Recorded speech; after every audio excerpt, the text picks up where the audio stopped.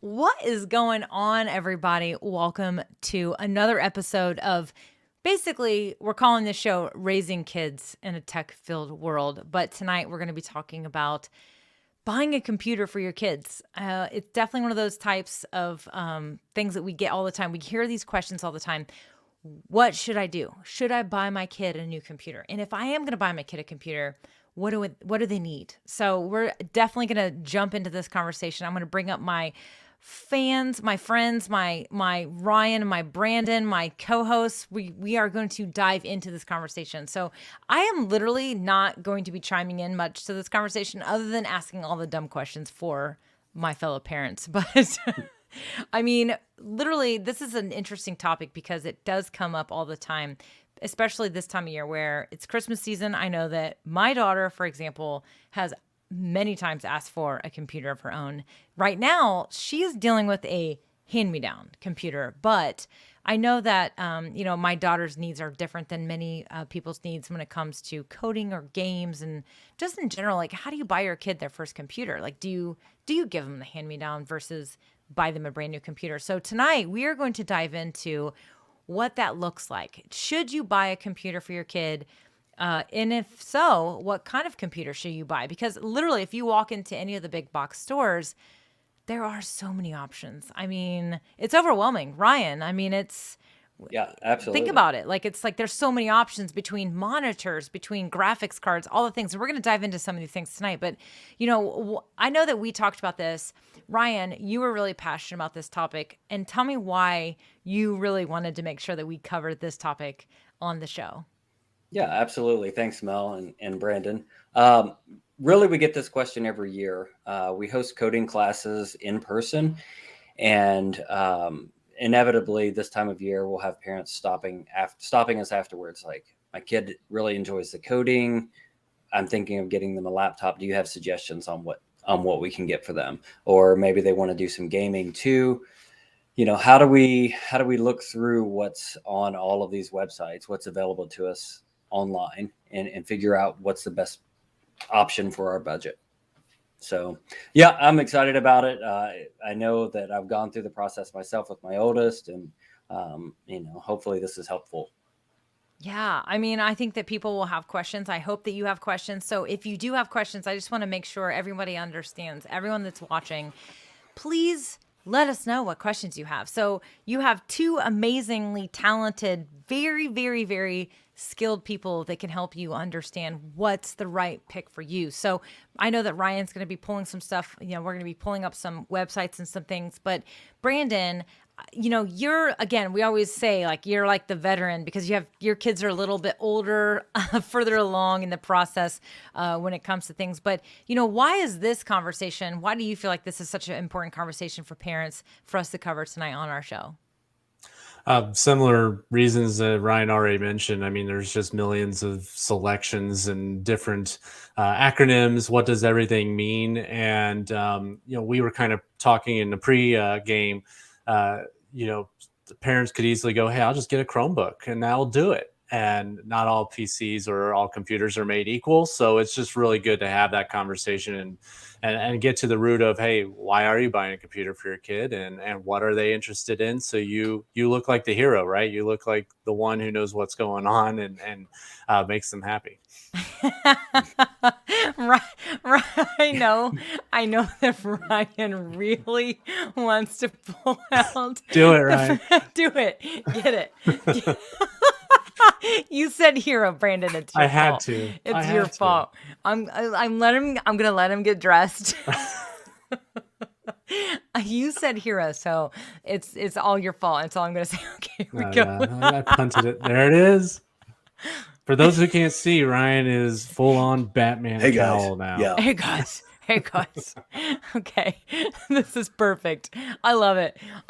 So for all of you that know, like Ryan was waiting backstage for us, and so when we joined the stream into the studio, Ryan had his mask on. I was like, whoa, wasn't expecting that, but I love it. And then Brandon, of course, had to bust out the word hero. So no, I actually think that what you just said was such a relevant point because our kids are coming to us. They hear things at school, whether they want Snapchat. That's a whole nother conversation. But like, they're always coming to us with what they want. And sometimes as parents, we are literally like, I'm not sure about this. But at the same time, again, as the whole mission of what we're trying to do here is we're raising children in this technology world. We want our children to embrace technology, but we want to protect our children. But in this particular situation, we want to protect ourselves. Like, I mean, I can go spend $500 or I can spend $5,000 on a computer. Literally. I mean, I think that's such a drastic thing. And so parents tend to get overwhelmed. They are not sure what they want to buy. And I know that my daughter, for example, has continuously asked me for a MacBook, and she will tell me which MacBook she wants. And I'm like, I am not buying you that. Like, why would I buy you that? Like, but then at the same time, I'm like, well, wait a minute. What does she need? And so I do think that a lot of parents are facing the same challenges, which is basically their kids are coming to us. We want to support them. What do we do? Right. And so and I know that, like, walking into a big box store. So you walk into, Best Buy, which is probably the most common place where I think most people are going to walk into to buy a computer. You can walk into Staples, you can walk into other places, but you walk in and you walk in and it's like aisles of options between, you have a laptop, you have what's called a tablet style computer, like the Chromebook or the Microsoft Surface. Then you have a laptop, then you have a PC tower or a tower computer. Then you have a Mac option, but you also have all-in-one computers, and you have gaming computers, and you have all these things to consider. And so how does a parent even start? And that's what we want to talk about tonight. So Ryan, why don't you do us a favor and like just briefly break down, like, what are the different categories for okay, so let's talk about age groups too. Let me back up for a second. Let's talk about age groups. And what, in your opinion, is an age group where it's like, okay, it's time to buy them a computer versus like letting them use your own? Like, I mean, do you have an opinion on that? Because I think that's a great place to start. And then we can break down to like the actual like categories of things you need to look at. Yeah, and by absolutely. the way, everyone, Ryan had no idea I was going to ask him this question because literally I said, I'm going to ask you guys all the dumb questions. So be ready, because I'm the dumb parent that's going to ask all the dumb questions. So, but if you all have questions, post them in the comments. And so, no, I think it's a great question because I think I went about it. My 7-year-old at the time was saying he wanted his own computer. I just arbitrarily threw out the date. No, when you're 9, we can look at getting you a laptop. It was completely, for me, it was more of a random, and you can use dad's equipment for right now. But that actually worked out well because he was getting really into some of the coding platforms that we use. He was wanting to do a little bit of gaming, but most of his gaming consisted at that time of Minecraft. And we'll talk about that in just a moment, why that's, the type of gaming matters a lot in what you choose. But for him, we ended up choosing a refurbished laptop. And I know Brandon's talked about this as well, and we have it on a blog post. But refurbished is a great option. It's sent back to the manufacturer.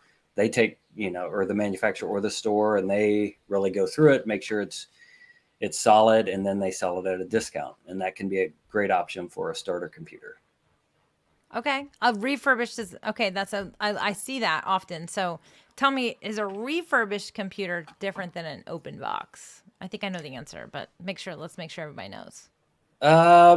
It really depends on how the retailer is taking care of that. So an open box would be a computer that, someone took home, decided that they didn't want it, and took it back to the store. And usually in that case, and especially with Best Buy, since they have the Geek Squad there, they're going to go through that laptop and make sure that it's taking, that everything's clean, everything's working the way that it should, and we'll just repackage it and sell it as an open box item. Typically when we see the refurbished laptops, those are usually sold in bulk in some of these places. And so that's really the difference that I see. They're essentially the same thing. They've been gone over, and they're great starter computers. Okay. Yeah, good to know for sure. Brandon, do you have anything else to add to that? No, I think, Ryan touched on it. Refurbished is a good starter computer. You can usually get one for only a few $100s, which is, lower end what you'd probably spend on a new computer. or a computer. And my story is similar to Ryan's. My oldest, he started wanting one. I think it was about 9. And his interests were Minecraft as well, and a little bit of Roblox. So, we just look for a computer that can just kind of get him started and go from there. He is now 15, and he has his own gaming desktop computer. So we can talk about that a little bit Oh, later, yeah. and how we went about that, because now obviously his game choices and tastes have changed. Okay. We will definitely dive into that. So, with that being said, so again, I just want to make sure everybody understands what we're talking about tonight. We're talking about buying a computer for kids. So there's so many things to think about, whether it be, should you buy a refurbished computer, a used computer? Should you hand down your own computer? As Ryan mentioned, like, hey, you can just use my computer until you hit a random age that I'm going to throw out there. Arbitrary ages are great for parents. Arbitrary ages. Right. So, I mean, He never forgot that either, though. Like, I was Sure. hoping, Oh, no, like, you're when we were held getting to close to it.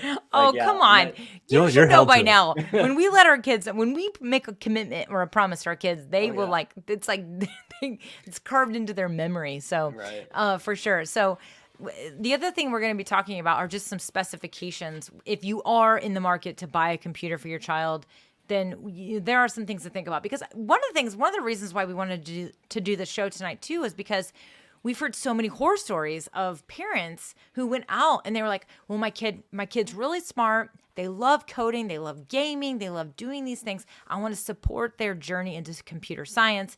And they go out and they spend a fortune on a computer when they maybe didn't need to do that. The other flip side of that story is, somebody said, oh, my kid loves games. They love things. They wanted their own computer. So I went out and bought them a Chromebook. And maybe not also the greatest choice. So again, no fault to these parents. It's just simply there's so many things to choose from. There's so many options out there. And so we wanted to make sure that we covered this topic because we do think it's important, because we want to make sure that we want to help you all. We want to help parents make good decisions. But at the same time, hey, it's something that we've seen that's been a challenge. It's very overwhelming for people. So if you have questions, make sure you post those questions in the comment. I know we have a lot of people showing up live. If you're in the replay, and please feel free to post the questions live as well, or in the replay as well. We will definitely respond to your comments. But if you're here joining us live, let us know that you're watching. Say hello. We love it. This is a live broadcast. We are here with you. Ryan can literally put on his mask if we want him to. If you need Ryan to put on his Batman mask, he will do it. And he will get into character. But if you have questions, let us know in the comments. We would love to answer those questions for you. So if you have a specific situation, let us know. We would love to dive in. But Ryan, why don't we cover some things that I know that you wanted to cover? And Brandon, I know that you're going to be chiming in as well. I'm just over here helping out, asking all the silly questions. So Ryan, why don't you take us away and talk about graphics cards? Because I know that was a really important topic that is, especially when it comes to gaming, like a gaming type of setup. So break this down for us.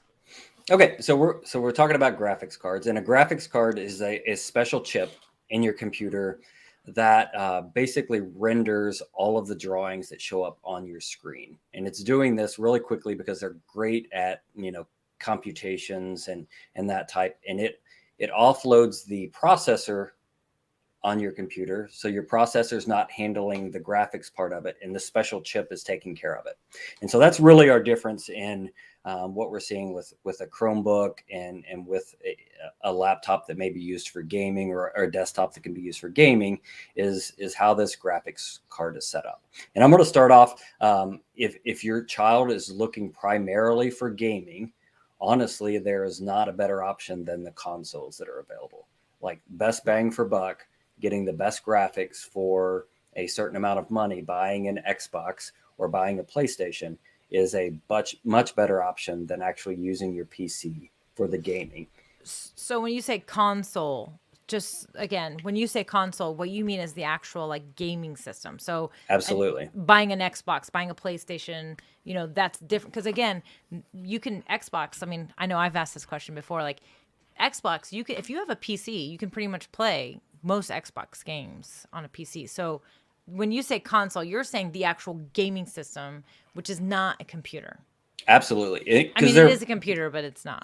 They're perfectly optimized for gaming, right? So Okay. they've spent lots of money to make this only work for gaming. You can't do any of the other, the extra stuff that you can do on a computer, the coding. You can stream. So if they're looking to be a YouTuber and streamer, they can do that straight from the console. And if that's what we're looking for, again, that's probably your best option for your child, is to go that route. What we see in gaming for the PCs is most of the games that we play nowadays have different settings that we can change in game. And so, as Mel said earlier, you can spend $5,000 on a laptop or on a computer that's going to play the latest games at the highest frame rate possible and give, some kind of gaming experience that is above and beyond anything that you could get from an Xbox or a PlayStation. But for the most part, do we really want to go that route with our gaming? And we can change those settings back, and maybe Brandon can talk about that a little bit. He's more on the gaming side, but we can change those settings in our games so that the experience is the same, even if we have a lesser graphics card than one of those high-end computers. And I'll also, I'm going to share my screen here, Mel. If we look at, oops, sorry, I double clicked it. There you go. So if we look at graphics cards, and I went ahead and brought these up, this is a site that I use if I'm just buying a computer's components. Graphics cards nowadays are the most expensive part of a computer that you'll buy for gaming. Okay. And the reason for that is, since they're great at those mathematical calculations and stuff that they do so quickly, they're used for Bitcoin mining. And so wait. You just opened it up, Joel. I know, I right? Okay. And so these have been we are not going to scooped go up. there tonight, but holy crap. Okay. And so these have been scooped up. If you can even find a graphics card that you can buy online, normally I would say like building your own computer is a really feasible option. But nowadays, because the graphics cards are so expensive in and of themselves, it's not worth it. These large manufacturers like HP and Dell can buy these in bulk, and it's typically cheaper to buy one of those systems that they've already built than to actually go out and try to buy one of these graphics cards. You see the cheapest one is $500 on this website. Okay, so I'm gonna again, I'm advocating for all us parents out here that don't know what the heck you're talking about. So, I mean, I know enough to be dangerous, but I want to think about this. Like, okay, so what's the difference between building your own computer for your child versus just buying a computer that's like, ready to go out of the box? I mean, is it feasible, or is it even realistic for most parents? I mean, we could almost do an entire show about like how to build your own computer. I mean, maybe we should put that down for a future topic, but think about it. Like, is it even an option? Like, should parents even consider something like that? I mean, I don't know. I mean, I'm sitting here thinking like, that sounds really cool. I love the idea. In fact, I'm pretty tech savvy. Like I said, like I know enough to be dangerous, which maybe I'm not giving myself enough credit, but I'm just saying like, but then I think about like, and putting that thing in there correctly, and like, what if I do it wrong, and like all the other things. Like, I don't know. I mean, what a parent on the market for buying a computer, should they even consider something like this, especially when things are inflated the way they are, like cars and everything else? Go ahead, Brandon. Yeah, I was going to say, I mean, to echo Ryan's first point, consoles are getting more like computers anyway. I mean, they're loaded with apps on top of games. That's how they can watch Netflix. That's how they can watch all kinds of streaming apps and video apps as well, play music. It doesn't matter. And you can connect them to any monitor with an HDMI basically today. I think today with the inflation of graphics cards and certain computer parts, graphic cards are absolutely the hot one right now, and there's just massive delays. I know people that have been waiting for months for just an opportunity to buy one, not waiting for it to be shipped, just for a chance to buy one.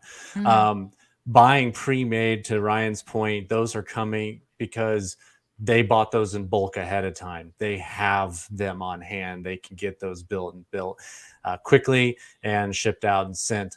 And I would say if you're a brand new parent to this game, don't go to the route of building.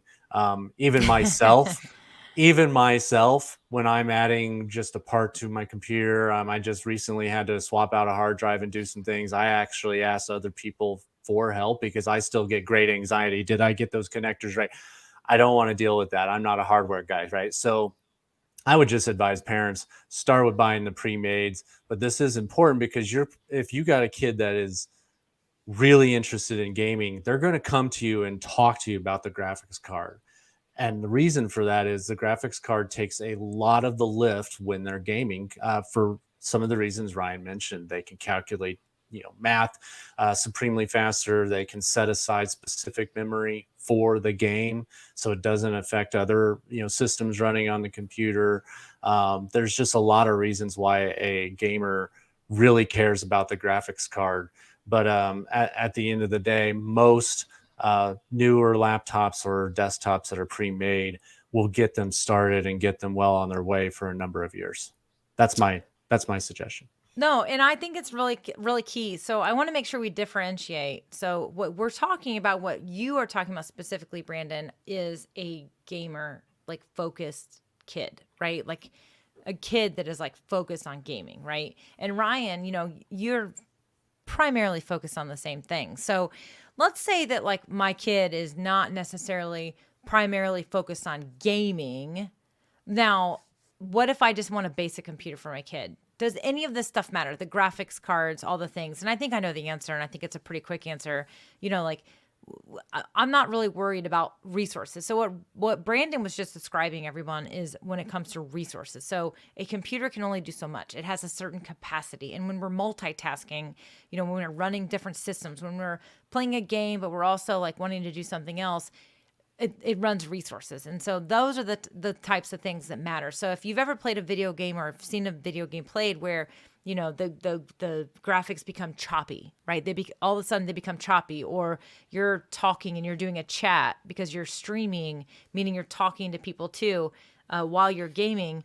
And all of a sudden it's like a phone call. It's like, oh wait, you're cutting out. Like that happens in gaming. And so all that stuff is because of resources from the computer, the way it's built. But so that's what I wanted to reiterate, that what you were talking about. But if somebody really isn't looking into gaming, meaning their kid wants to just have their own computer to do basic stuff, whether it be Netflix, YouTube, but also maybe code.org or some other things, Scratch, some other things, do they need the same type of computer? Or do you recommend that go ahead and make the investment now? And think about these things now, meaning graphics cards, resources, because down the road it's going to matter. I mean, what are your thoughts on that, Ryan and Brandon? Brandon, I'll kick you off first. I would actually say I wouldn't put too much stock in it. Back to kind of the situation. I had a 9-year-old. He needed basics. He could run Minecraft, he could run Roblox. Those were the extent of the games that he was playing. But then he was using it to do Scratch or do homework or whatever he was doing. He didn't need a lot of graphics or intense graphics capabilities. So honestly, you kind of, as a parent, need to just shift a little bit of your focus. And I would recommend you look at things, like RAM and memory. And I know we'll talk a little more about those, but that gets them going. And honestly, this is a kind of a unique situation with the pandemic and then cryptocurrency and all this other stuff. But, a graphics card can last 5, 6, 7 years before you really need to probably think about changing it out. So if I were to say, well, plan for it in 3 or 4 or 5 years, that card may be obsolete depending on which version you bought and all that. So just worry about the now and know it's a few years. Okay. Ryan, what about you? What are your thoughts? I mean, I think a lot of this comes back to budget. What are we wanting to spend? And I think honestly that should drive a lot of this conversation as far as what you choose.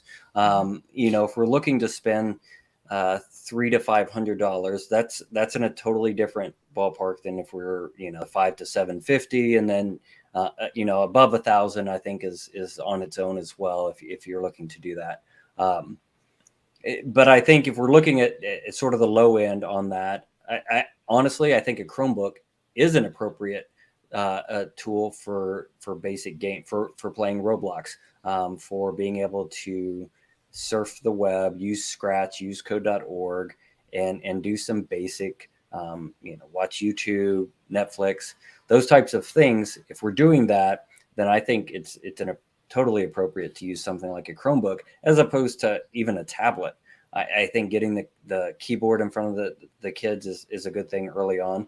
Everything we're doing nowadays is swiping, but I think being able to use the keyboard is going to be something that is going to be valuable to them moving forward. So,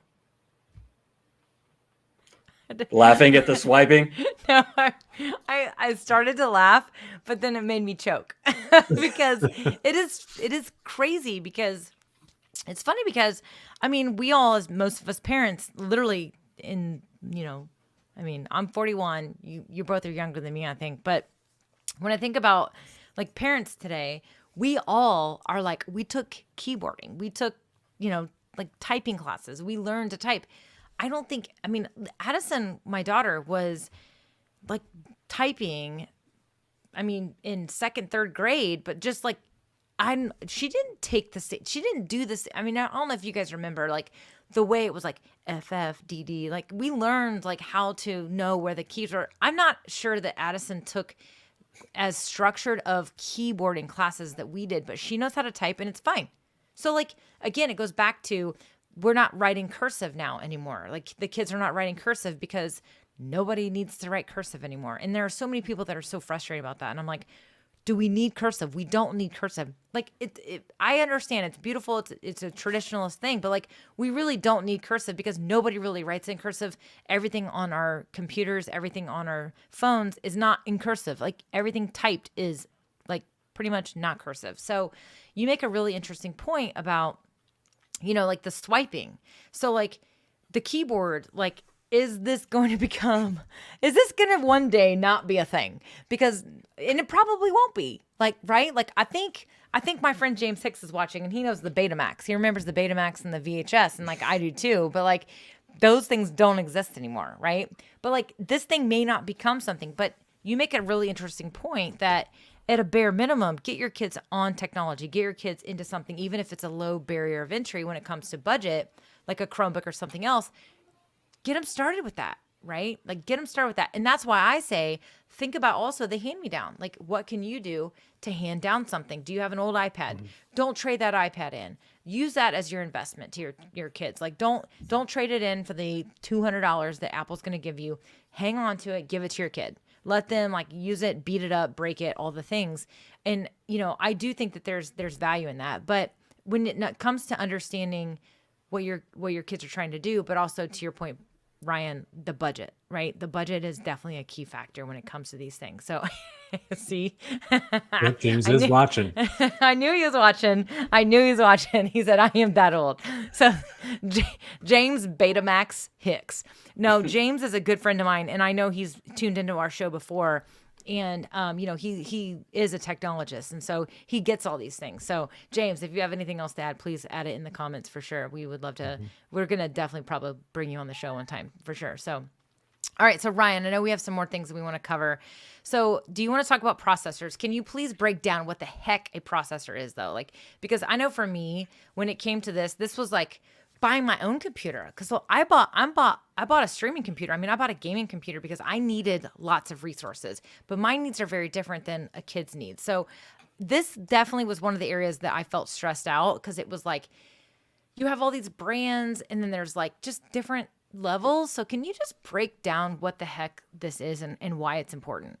Right. So the processor, think of it as, controlling how all of the circuits are connected and talking to each other inside of your computer on the motherboard. All right. So this is the nervous system of the computer, if you want to think of it in terms of our body. Like it's like controlling the flow of all of the electrons that are moving back and forth on the circuits within the computer. There are two big players that you'll see. You'll see AMD and you'll see Intel. And those are the major processor brands that you'll see when you go to look for a computer. And really, if we're looking for gaming, I gave some suggestions down here. AMD's is called the Ryzen. And then for Intel, you'll see something called i3, i5, i7, i9. That's kind of how they tier their processors. Higher number, it's faster. It can handle the load a little bit more efficiently. And lower, that's where you get into some of the cheaper models that may still suit your needs perfectly. But that's what we're talking about when we're talking about processor, just the kind of the brains, the nervous system of what's going on. Okay, very cool. So I love how you said the brains, the processor. So that makes sense. Now, there's obviously lots of options out there that we're going to run into. Is there anything that people should avoid when it comes to these brands or processors? Is there anything that, I know we want to be careful about that, but like, I know that like I will walk in and see stuff, and like, again, when it comes to budget, like, I mean, seriously, like I'm buying a computer for my kid. I don't want to spend a fortune. So I'm going to naturally look at some of those lower price items. At least that's my style. I mean, I don't know, call me cheap. I don't know what you want to call me, but like, I mean, I'm literally like, it's my kid. I'm not going to buy my kid some fancy thing. So I'm naturally going to look at those budget friendly items. Is there anything that we should be like, ooh, you know what? That's really not worth the cost cutting measure. Is there anything that comes to mind for you, Ryan or Brandon, when it comes to that? Do you want to go, Brandon? No, I was going to say with processor, I mean, we have it on the screen now, 5 and above. I mean, that's kind of the standard now. You probably won't go wrong there. And it goes back to budget and why the kid or why you're buying the computer for your kids. So if you know your kid's going to be streaming, look for those higher numbers, right? If you know your kid's going to be doing,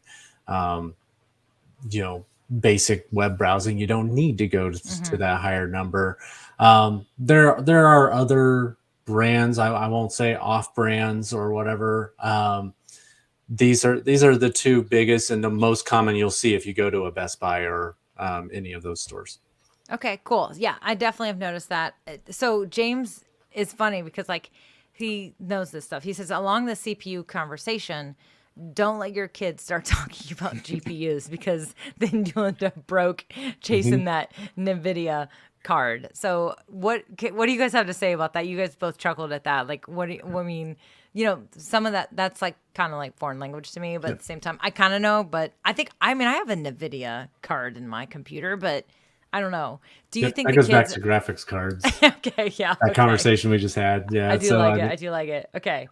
So James also had a really good question. He said, have you talked about Raspberry Pi for a computer for kids? It helps them learn to code, and and Linux is free and cheap. So I've heard of Raspberry Pi myself, but what's your guys' familiarity with Raspberry Pi, and like what are your thoughts on this? And it's okay if you like don't support it or whatever, but I mean, like, what's your thoughts? Ryan, I'm dragging you in to the big box. So we're gonna say Raspberry Pi. We're not gonna say Raspberry Okay, sorry. Pi. Okay, all right. Like I said, I'm here to ask the dumb questions. No, I'm here to ask fine. the dumb questions. That's fine. And so you can see these in usually you can buy a kit. They're really almost they're like super small. See if I can pull maybe have an HDMI output and are really just a super small motherboard that sometimes the kids can even just build the enclosure that goes around it as well.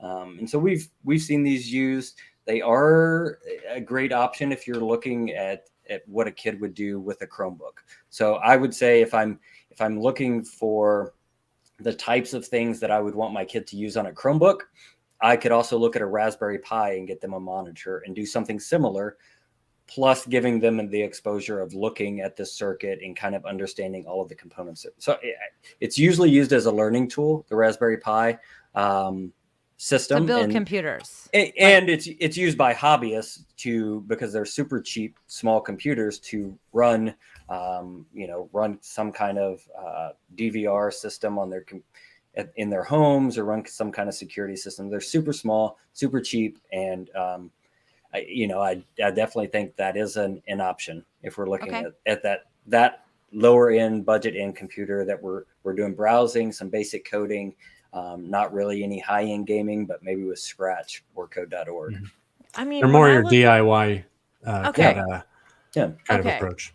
Because when I look at this, I literally am like, that looks like a graphic, like a card that I have to install into something. And like, it looks tricky to me. Like I'm literally like, that's not the traditional like item that I'm like used to. So it's basically, I mean, a pretty just super, super basic thing. Like, but it's teaching kids also maybe to like understand the guts of a computer, I'm guessing. So Yes. very cool. So okay, I love it. I love it. Okay, so let's keep moving forward. So I know Ryan, why don't you talk about the hard drive? Why don't you kick us off with hard drives? Because you can definitely jump into, like we go to these stores and we walk in and there's like hard drive, there's solid state hard drive, and there's like combo hard drives, and there's all these things. And like, why don't you break this down for us? Yeah, absolutely. So the hard drive is our storage mechanism on our computer. Where are the files saved? Long-term memory. So if we can get into that if we wanted to, but our long-term memory on our computer is the stuff that sticks around even after we power it off. And that's what's saved on our hard drive for our computer. So a solid state drive, if you want to think about that, is more, like the thumb drives that you would stick into your USB slot on your computer. It's almost a hard drive that's built exactly like that. And it will, it's a chip that sits on your motherboard, and it is actually super fast. If I was going to recommend anything to make your computer faster, any component that would be like best bang for your buck, get a solid state drive over the optical drives. They're just, that's leaps and bounds over what the optical drives can do as far as read time and write time. I remember when I bought a computer 2 times ago, and this was explained to me. And the way it was explained to me was, hey, you know how you open up your iPad? You're like, your Apple iPad, and you open it up and it's just ready to go. I was like, yeah. And they're like, that's basically a solid state type of hard drive. And I was like, oh. And they were like, think about your PC. You turn on your PC and it's like you turn on your PC and you're like, let me go start my coffee and I'll come back. Like, I'm going to turn it on. I'm going to go over here and do this and that and come back. So the solid state hard drive definitely has a lot of faster processes because of the way it's built. And so for me, I definitely like that. But some computers come with these combos. Like they come with the you have two different hard drives, and you have solid state, but then you also have like this regular hard drive as well. I mean, there's a benefit to that, right? Because it's kind of like one can act as a backup. But when it comes to computers for kids, do you think that matters? I mean, or do you think that it should stay simple? Like, hey, don't worry about the stupid combo thing. Like, just go with a solid state. Or is there a benefit to the combo style? And I mean, I don't know. I mean, I don't want to overanalyze this for parents, but I mean, for me, I walked in and I was like, I don't want choices, so just give me one. Give me the big solid state. Like, let's go. Right. And we'll look at Best Buy in a little bit, and I'll Okay. kind of walk through my whole process if I was looking for something today, and we'll see exactly what is on there. But the combo drives actually are really good. What happens is the operating system for the computer, your Windows, that's usually installed on the solid state drive. Okay. And so we have our operating system there. Think of, like you just said, the boot times. If we restart our computer, it's back up within 10 or 15 seconds instead of 2 or 3 minutes later. If we're waiting on the Windows bar to load across the screen, it does it so much faster on the solid state drive. And then we have that other drive, which is an optical drive, just like a bunch of platters of data stored on this drive, but it's super cheap. And so the reason we combine those two is because the solid state drive is fast, but relatively expensive. The optical drive is super cheap, but we can store a lot of information on that. And so we'll store movies, or games nowadays are 50, 60 gigabytes to download those games to play them. And so we save those games on that optical drive and not. And so you kind of have the best of both worlds. And it really, we'll look at them in a minute, but I'll show you, like, Best Buy is running deals every week. And so it's really be patient and looking for something that works for that budget that you have. Yeah, I think there's a lot to consider there. I mean, like, again, goes back to what are the goals of your kids, right? Like, what are your kids trying to do? So, I mean, literally, Brandon, I mean, like, what if it's okay if one kid wants to like game on their PC versus a kid wants to code on their PC versus a kid just wants to use it to like say, hey, I have my own computer. So, Ryan just brought up some really great points about gaming, but you made up some good points earlier about the consoles, like the actual consoles themselves are also great. So, I mean, what are your thoughts about the whole hard drive conversation? So I think if you're just focusing on, hey, this is our first computer, let's go. Get a single solid state drive. You can get a really 500 gigabyte one, not too expensive these days. Those are pretty common out there. And 500 will last your kid a while if it's just get up and go. For gaming, what Ryan kind of talked about, having a combo drive or multiple drives is probably the best route to go. So have one, 256 or 512 gigs for your Windows drive, and then if you can do a terabyte or more for a secondary drive that holds data. That's kind of the setup that I have for myself on my gaming PC, and that's what kind of the setup I set up for my son on his. He's got a solid state that kind of runs the core components of the computer, and then when he just needs data storage or the stuff Ryan talked about, hey, I got music files over here or whatever, that goes on the secondary drive and they just work together. But solid state for your core, absolutely, because that is that difference between, hey, I'm going to reboot it and it's 15 seconds and I'm back and running to, okay, 3 to 5 minutes later, I'm still waiting to log in. So Yeah, exactly. Yeah. Okay. That makes sense. Okay, cool. Very good stuff. So, okay. So, let's move. Ryan, do you want to show Best Buy now or do you want to talk about displays? Like, what do you want to do next? Yeah, let's talk about it now, and Okay. that I think that'll drive a little bit more of what we're talking about, and Okay. maybe, and if you have questions as you're going along, as I'm going along, yeah, please reach out for that.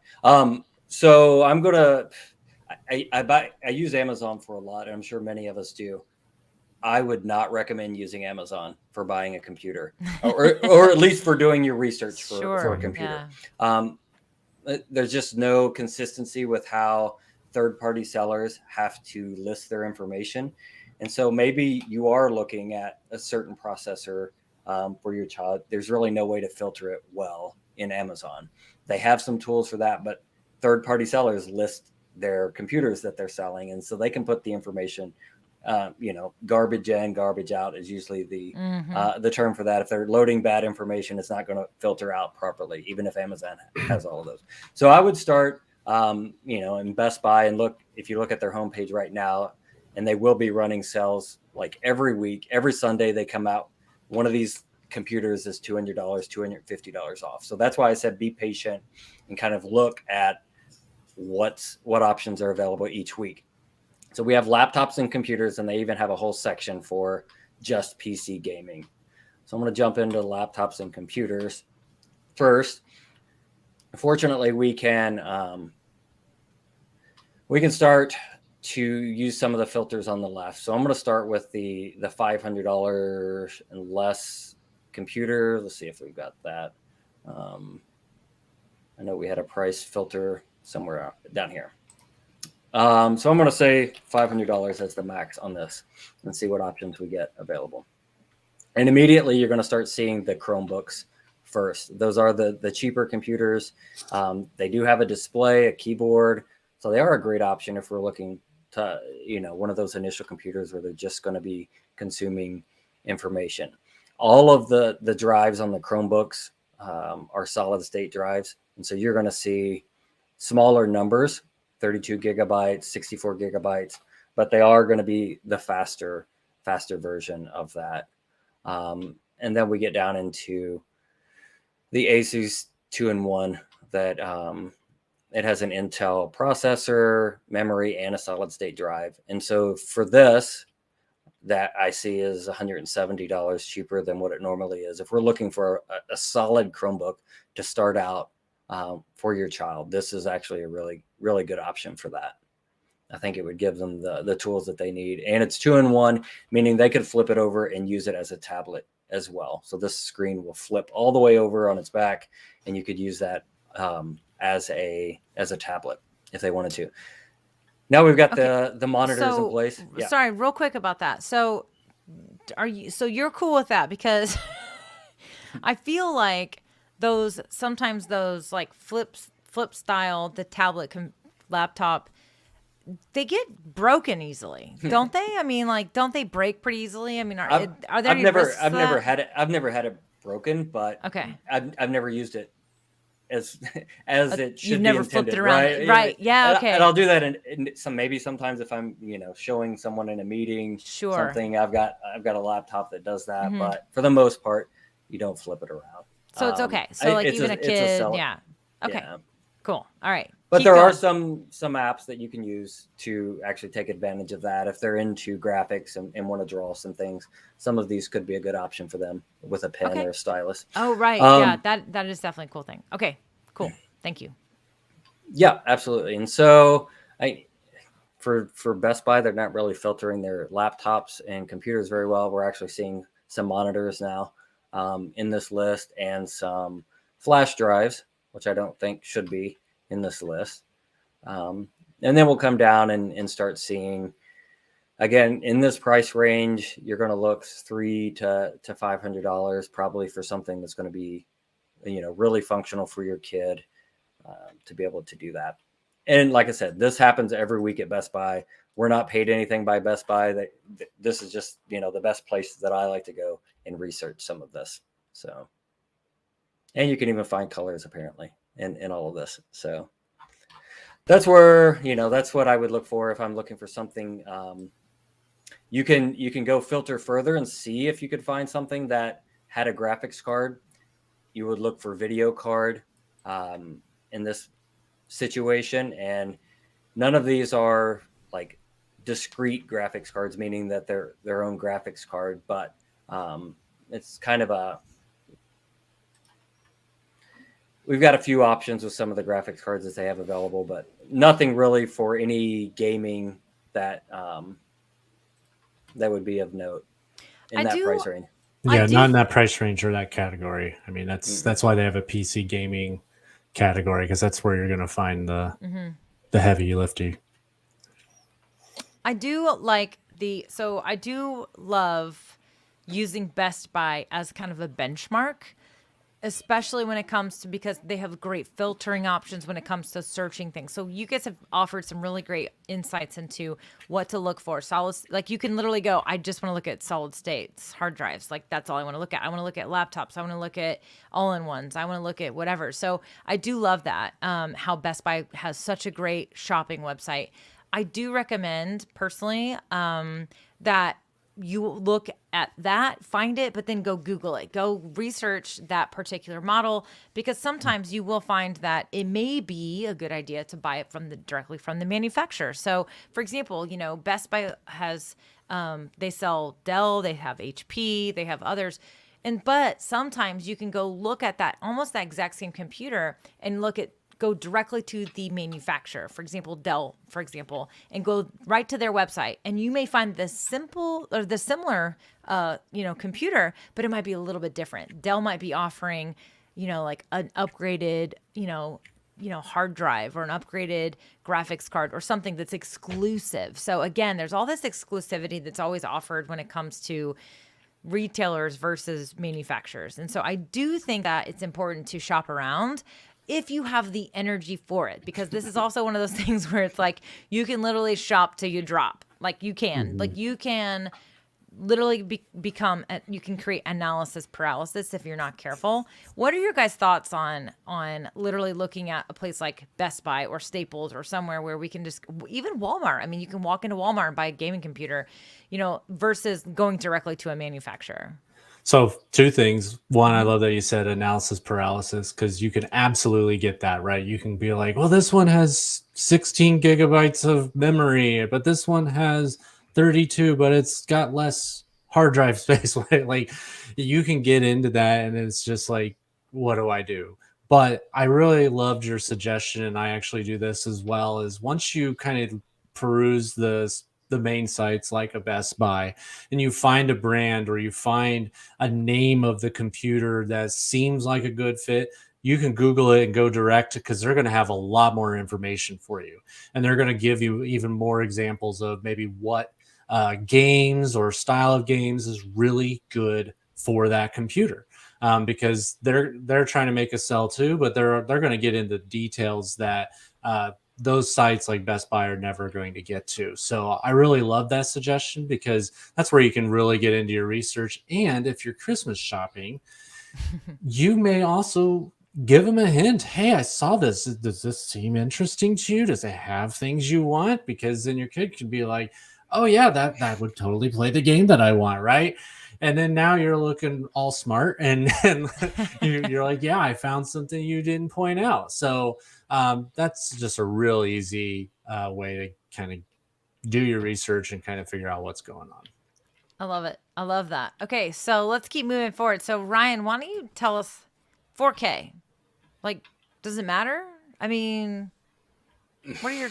I mean, what is 4K? Like, talk to us about it. Like, I mean, help us understand this. Okay, so 4K is the resolution of the display, and whether that's on a laptop or whether you have a monitor for a desktop, it's how many pixels are crammed into that screen, and so the pictures look more vibrant when we have a lot more pixels in that. The pictures move more fluidly than they otherwise would. Honestly, for most of what we're doing, and if you have a display like I do, maybe 1.5 feet away from your face, 4K doesn't really matter a whole lot. Our eyes really can't tell a whole lot of difference. If something that's running smoothly at 1080p, the high def, we're not going to see that much difference in 4K. It's really when we get into a giant display or it's further across the room, that we're going to notice a big difference in those types of displays. I actually love that you phrase it this way, because I used to work in the signage industry back in the day. And one of the big things that we like when it came to the printing process was, what is the sight distance? So for example, a billboard that is up in the air off the road, you will see it as you're driving by it, and you are usually 50 feet away from it when you see it. If you were to look at that graphic, that printed graphic up on the billboard, like if you were like standing 5 feet from it and you looked at it, it's like looks like crap. I mean, like it's a crappy pixelated quality. Yeah. It's like bleh, like it's called a low DPI, whatever. So it's the same exact thing. So again, if you're far away from a monitor, the sight distance definitely matters. If you're close to a monitor, if you look at your phone, that all matters. So again, think about the usage point, right? So, but Brandon, do you have any other thoughts, or is there any maybe a situation where, I mean, I don't know. I guess my point is, like, I feel like sometimes we're always going to be enticed by the next best thing, the next thing. And I think for me, 4K is one thing, but like it's more about processor speed, like the refresh rate, like the actual processor rate, right? And I think that's something that a lot of people don't know about, because Brandon, and the reason why I'm picking on Brandon is because he's a marketer like I am. We get marketing. And so I know that all these things are like, oh, it's 4K this. And it's like, well, can my eyes actually see that? But processor rate is not something, in my opinion, that is marketed. But I think it's just because it's not as sexy. You know what I mean? But the refresh rate is really what I'm talking about. And so, Brandon, what are your thoughts about how some of these monitors are marketed versus like what we actually need? So you're talking, you're speaking to the heart here. So I knew I was. For the average consumer, 4K, 4,000 pixels or whatever sounds amazing, right? It's like, oh yeah, you can see every color and everything. And that actually doesn't matter, especially for gaming. Because Ryan's right. Your computer monitor is probably 2 feet away at most. And in that case, there's really two things. And you can see this when you have a gaming monitor. They don't talk about resolution very much. They say it's full HD. Some will say it's 4K, but in the biggest letters, you're going to see how many hertz. What is the refresh rate? The refresh rate makes the biggest difference for a gamer, because that is how fast pictures can change on the screen for you. And when you're playing a game, those milliseconds can actually matter from winning a game of Fortnite to losing a game of Fortnite, right? So you have No, okay, bull crap. no, it can matter Okay, because okay. how If it's fast your screen can refresh what's going on. So you Ryan's really like do shaking need his that. head. I'm Hey, just think you I'm just said thinking that maybe that's marketers. an This is excuse what from a kid. marketers talk about. This is a chance to win your game of Fortnite or lose your game of Fortnite. Pick one. And that is what I'm going with on this one. So you can laugh, Ryan. Dad, I couldn't see him because it didn't refresh properly, so I didn't know he And was there make to sure shoot you him. have high-speed internet because lag will make me lose too, right? There you go, lag. Oh yeah, we talked about that. No, but here's the thing. I actually think refresh. So I know, again, as I always say, I know enough to be dangerous. I personally know that refresh rate is, in my opinion, the most important part. Like even when it comes to buying a television at home, refresh rate is so important because that is literally the quality of the picture you're seeing. So yeah, the definition is important, but honestly, the way how fast all those pixels can refresh, meaning when my hand is moving across the screen, do you see it as like a slow motion, like meaning like a, I Like a don't know, pixelated is it mess. crisp Yeah. as you see it go Is across? it So blurry? yeah. So you know what's crazy? So everyone that has an iPhone, I don't think anyone knows this. Most people don't know this. When you have an iPhone and you go to video, Sorry. right? When you go to video, sorry, yeah, you boys and your iPhone, non-iPhones. When you have an iPhone, up here at the top, you're gonna have HD 30. But then you're also, if you tap it, you're going to get HD 60 and then you get 4K, right? You basically keep clicking and then you're eventually going to get to 4K 60. If you literally just look at that preview, HD 30, and move it around, and then HD 30, HD 60, and then go to 4K, you will see a massive difference in what you see, the crispness. Sorry, it is crispness. That is a very difficult word It to is say almost right that now. time of year, so It's not at all, Brandon. Stop it. You shut your mouth right now. No, it's not. Thanksgiving first, then we can talk about that one. But anyway, even if you do that on your phone and you toggle between those settings and you like move your phone around and you watch the preview, you're not even recording a video, you will see a massive difference. That's basically the same thing as what Brandon is describing about that refresh rate. So I personally wanted to talk about that because I do think that, like, yeah, 4K is cool, but at the same time, in my opinion, it's that refresh rate, that 120 hertz, whatever the heck it is for monitors. But like that is really what you want to be focused on. I mean, yep, your gamer kid is going to care about refresh rate and frames per second. That's what they're FPS. going to care about. FPS is what they'll say. FPS, yeah. Those two things is what they'll care about most. And they want 60, or is there a higher number now? There's 120 now. What? Yeah, some of the graphics cards can get there. But I would say refresh rate, you want to try to go above 120. If you got a 240. hardcore gamer, go higher. So you want to be 240, basically. You can get the FPS higher if you play it unlimited and change some of the other settings on the computer. And that's what I was talking about earlier, like modifying inside the game, how many shadows are showing up or some of the things that make the game harder to render every second. It lets that frames per second jump up because it's not working as hard for each one. So we can do that multiple times per second, a lot more. So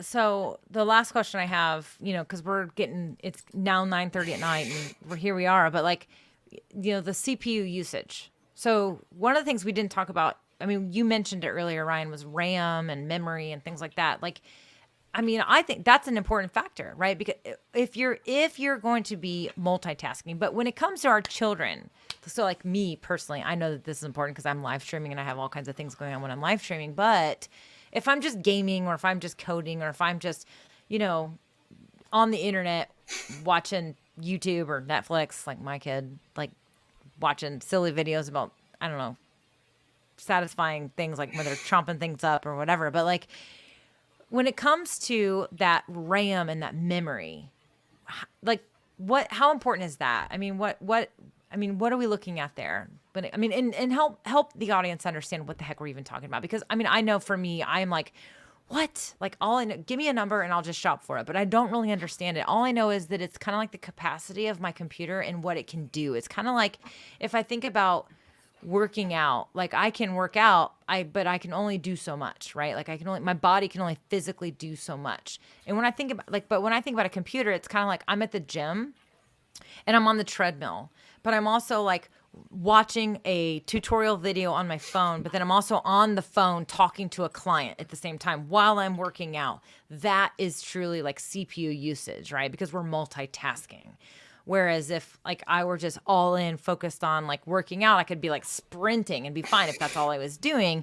But like to me, CPU usage is like the ability to multitask. Is that like a really quirky analogy? I mean, I might need Ryan to like put the Batman mask on because now I feel weird for giving that analogy, but I don't know. Like, I mean, I don't know. Did I butcher it or is that okay?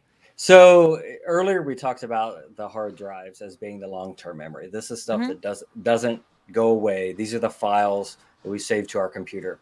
The RAM, and if you pull up my screen now, usually we'll see this as just like 8 gigabytes memory here, or 8 gigabytes memory. That's usually how it's listed.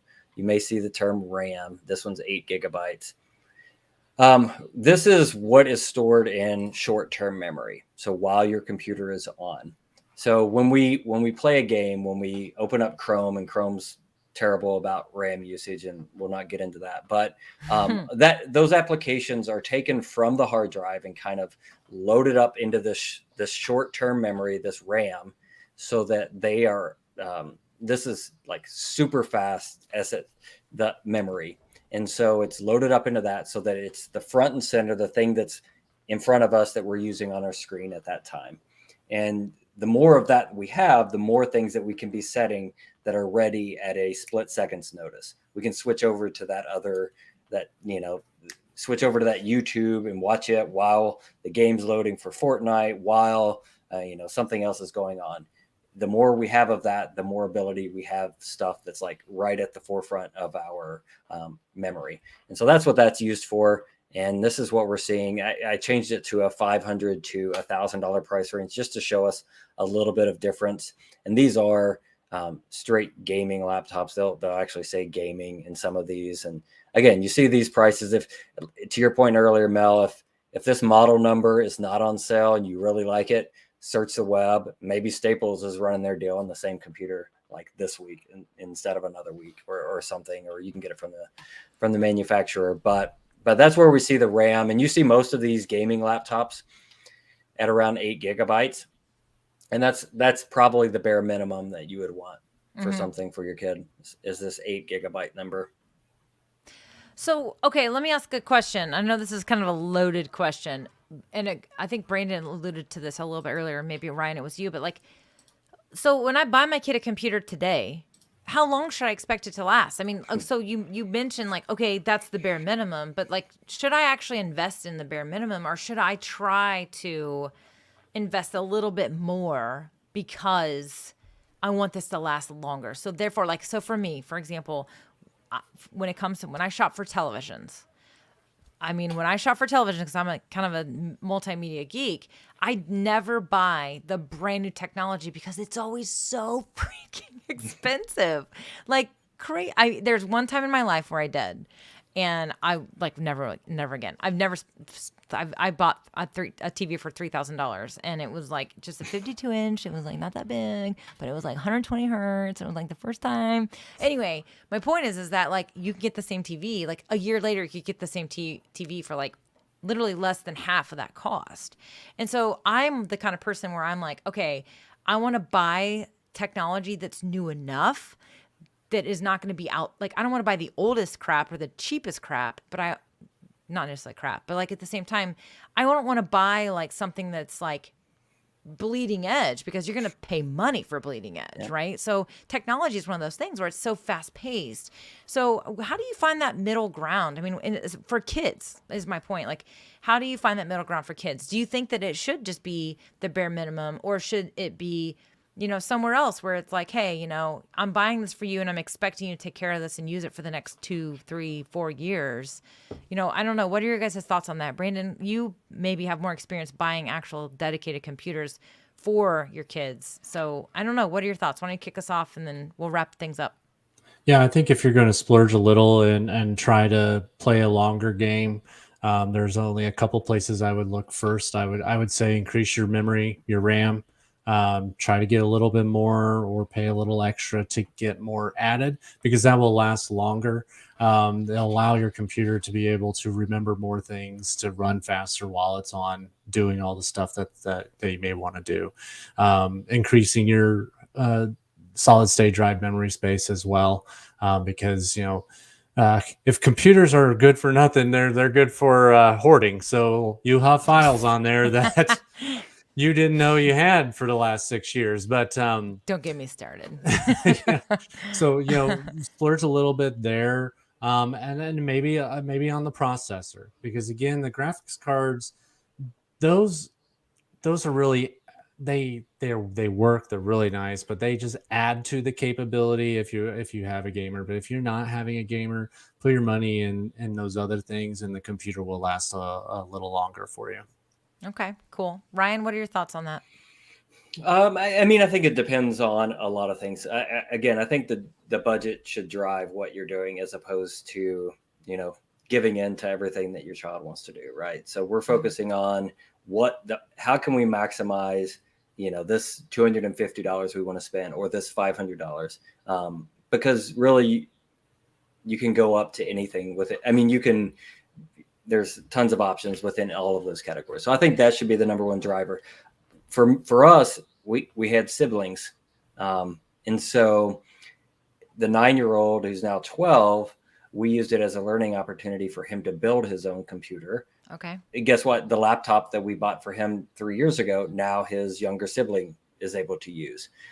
We got a refurbished one then that had its own graphics card, and it still does perfectly fine for everything that the now 9-year-old wants to use it for. So we're handing it down kind of within siblings, and that seems to work well right now for what we're doing.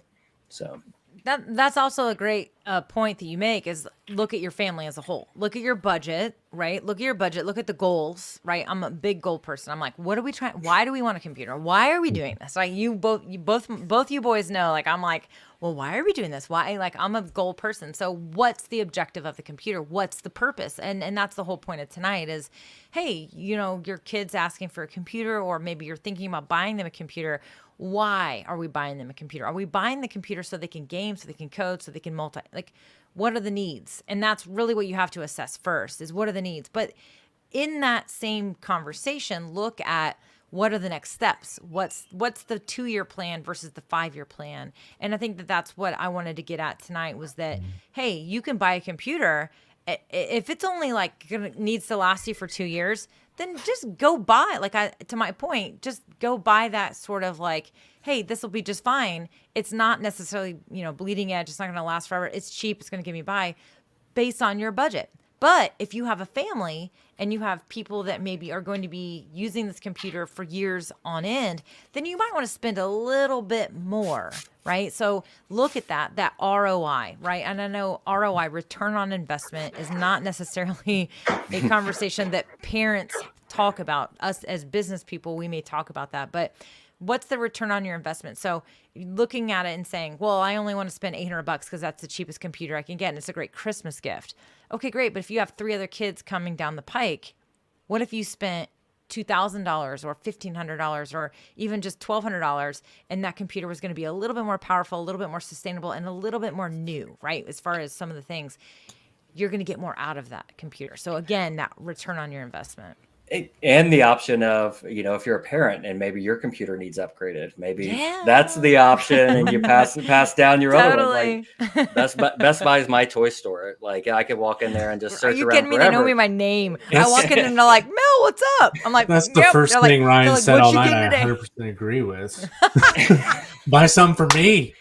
Give my kid the old stuff. I mean, it's another option. We're working from home now, right? More parents are. You need something that you can do the Zoom meetings. You can tax deductible. I mean, no, it's actually true. Like, you make a great point, is that the other option, of course, is to look at your own equipment. Is it okay. I mean, y'all, my daughter's stuff, everything that she uses is a hand-me-down from me. The only thing that she has that is new to her is her phone that she has now, the phone that she's got right now. Everything else, the iPad that she borrows, that she thinks is hers. It's not hers. She borrows it. But the computer, she now has my old tower computer, but it's also my backup computer. So if I need to go over there to use certain software that I have loaded on that computer, I walk over there. But like, it's, I do think you make a great point. Like, hey, can you hand it down? And there's a whole process to that. And maybe that's a great show, a topic for later, is how to take your own devices, your laptop, your computer, and say, how do you wipe it out, or how do you clean it up so that you can then hand it over to your kids, right? Because I do think that that's a great option, especially, again, why do we, I always say this, why are we buying our kids new cars when we're driving used cars? I mean, Ryan, I saw you in your minivan the other day. Oh, like, why? Batman drives a minivan. Did not know that. I had to say it. My 7-year-old, when he sees Ryan driving, is like, there's Ryan in his unpopular car. Come on. Every morning he does. Yeah. Every morning. It's great. Ryan, tomorrow morning, you need to do the same thing, but put the mask on. Just be like, hey kids.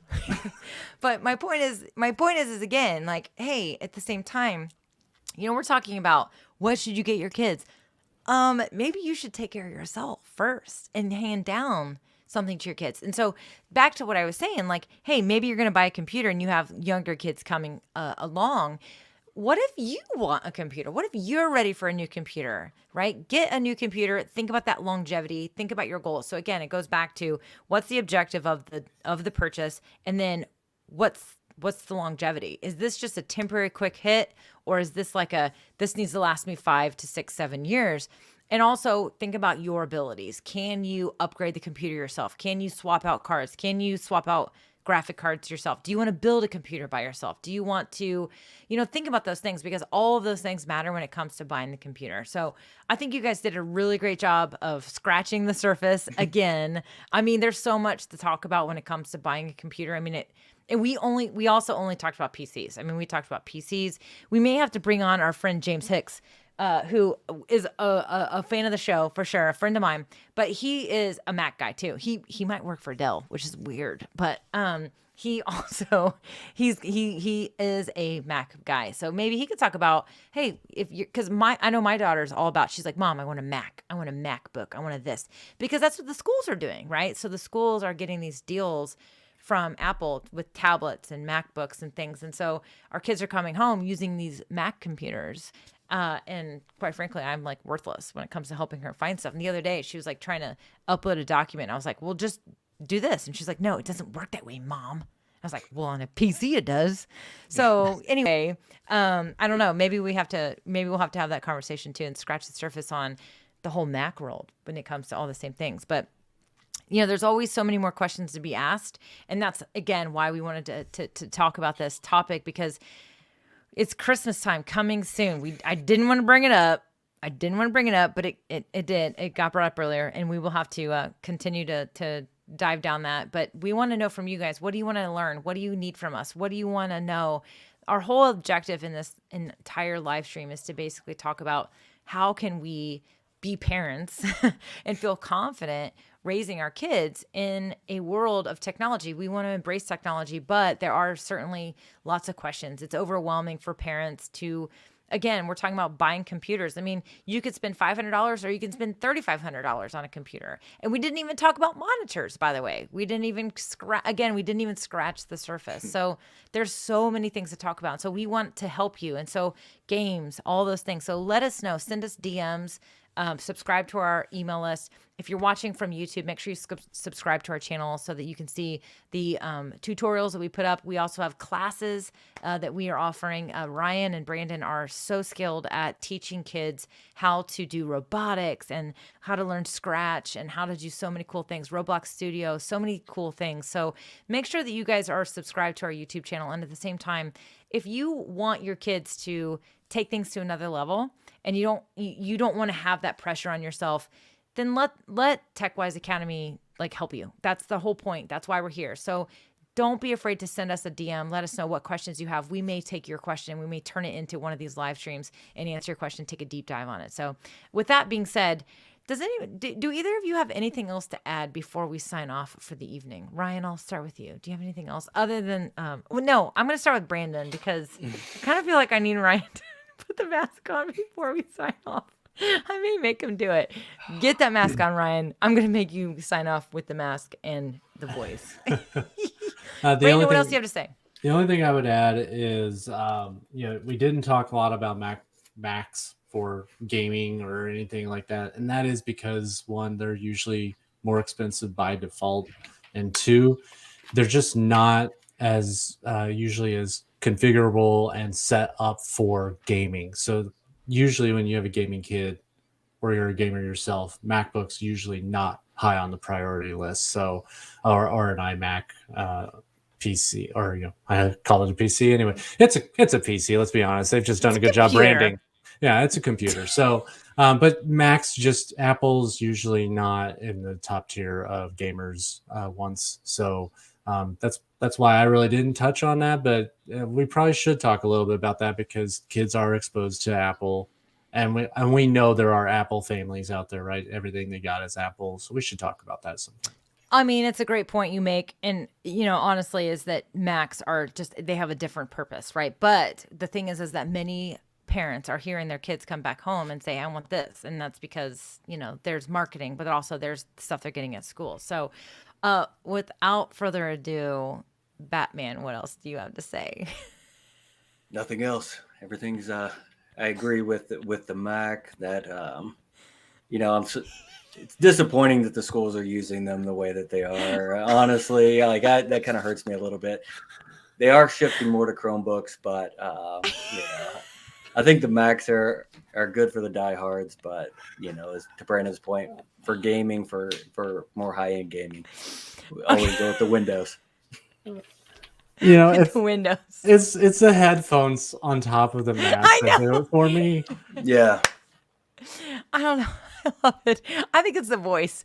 The voice. We should clip this. This should be for. We should clip this, says the marketer.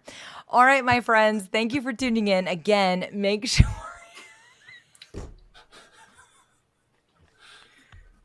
Thank you, Ryan. I do what I can. I'm here. I love it. Also, again, thank you everybody for tuning in. Make sure you subscribe to our YouTube channel. And again, we will be back in a couple weeks. I don't even know what day we're coming back, but everybody, see you later. Ryan, close us out, my friend. Say thanks for watching. Do something. Thanks for tuning in. Subscribe below.